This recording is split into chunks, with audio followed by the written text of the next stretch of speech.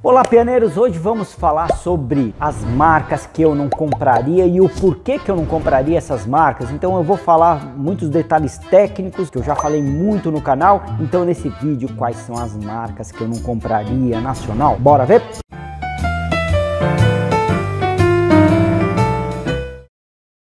Olá, pianeiros! Hoje vamos falar sobre os pianos que eu não compraria, tá? Então, o que eu vou falar? Primeiramente, eu vou falar das marcas, tá? Então, eu separei 4 marcas aqui para vocês terem mais ou menos uma ideia, para vocês poderem ter uma noção. Vamos começar com o piano que foi mais fabricado aqui no Brasil, Schwartzman. Por que eu não compraria um Schwartzman, tá? Então, o Schwartzman, ele tem as suas limitações em relação a várias coisas. O mecanismo dele até que é razoável, não é ruim, não é um piano muito bom, mas também não é um mecanismo tão ruim. Já enquanto isso, o móvel, ele é bonito, o móvel tal, mas ele tem vários problemas de harmônicos, ele é bastante difícil de afinar, é um piano chato, você não consegue deixar limpinha a afinação. Por quê? Porque ele mistura muito, ele embola muito o som, então eu particularmente não gosto, então a maioria não gosta. Então quando você vai ter um piano, você tem que pensar o que as pessoas compram, o que as pessoas não compram. Para quem está iniciando com o piano Schwartzman, não tem problema nenhum, a pessoa vai iniciar. Se a pessoa tiver mais avançado nos estudos e tal, o Schwartzman não vai funcionar, ela vai precisar de um piano melhor, você vai querer mais agilidade. Se você tocar o clássico, por exemplo, ele tem que ter um equilíbrio em relação aos harmônicos, ele não pode ser muito harmônico ou pouco harmônico. Isso daí é uma coisa que você vai ter que equilibrar no seu ali na sua performance, né? Principalmente no clássico, né? O clássico realmente você tem que ter bastante performance, assim, você vai ter que simplesmente tocar de leve ou forte, esse tipo de dinâmica é muito importante. Ele não vai dar isso, aí você esquece. Então, ele tem alguns problemas. Dependendo da época, eles têm alguns que são com mecanismo alemão, até que são relativamente bem feitos, mas a grande maioria realmente não é nada bom. O melhor deles, os modelos deles, são o modelo maior. Ele é o melhorzinho, tá? Agora, aqueles menorzinhos, mais baixinhos do que eles, aqueles lá são piores ainda, né? Por quê? Porque a qualidade sonora é muito baixa, né? Você pode pegar pianos pequenos que são muito bons o som, né? Você pode pegar pianos, né? Você pega Yamaha mesmo pequenininho, nossa, ele tem um som legal, ele tem uma nitidez muito boa, então é isso, tá? Vamos lá, o Schwartzman é um que eu não compraria. O Alben é um outro que eu não compraria, tá? Por que eu não compraria o Alben? O Alben, ele foi feito aí numa época mais ou menos 1960, tá? Mais ou menos, eu tô falando, porque eu não tenho realmente a informação quando que começou e quando terminou. Mas o que acontece? Veja bem, com esse piano, ele tem muitos problemas também de estrutura, né? Ele não fica muito bem afinado. Conforme o tempo, você vai ter que trocar o cepo. Aí, se você trocar tudo no piano, você acaba comprando outro. Então, acaba não compensando.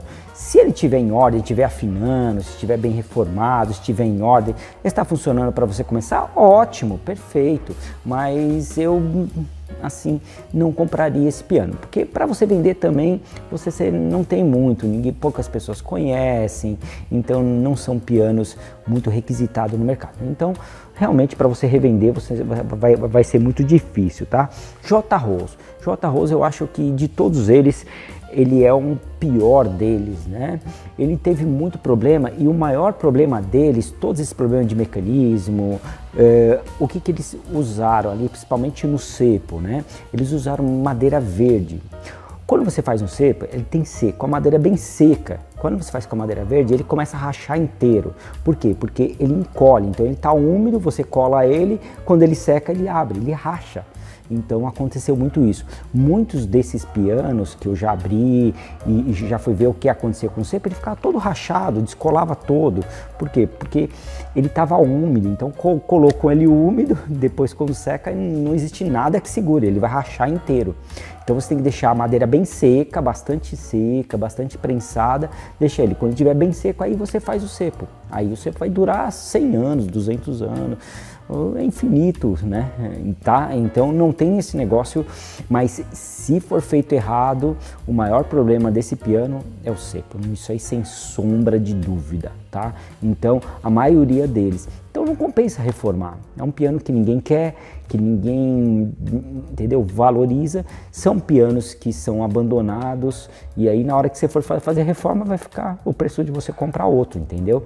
Então eu não aconselho, esse aí eu não compraria. Albert Schimos, o Albert Schimos, ele é até um piano legal, já tem bastante cliente que tem esse piano, realmente o mecanismo não é ruim, estando bem regulado, bem feito, ele não é ruim, só que não tem tanta agilidade, não tem tanta rapidez. Eu gosto dele, principalmente aqueles modelos mais altos, o som é relativamente equilibrado, mas realmente a maioria que eu vejo são pianos abandonados, pianos que tem muita coisa para fazer.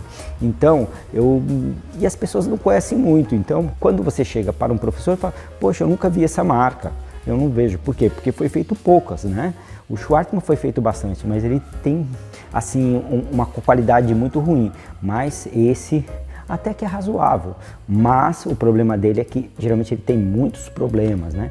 Então essa daí é a quarta marca que eu não compraria. Eu gostaria que vocês comentassem aí no canal aí qual a marca que vocês gostariam que eu falasse, tá bom?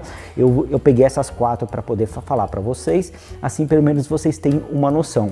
Mas a gente tem que pensar que todos esses pianos dependem muito do estado deles, tá?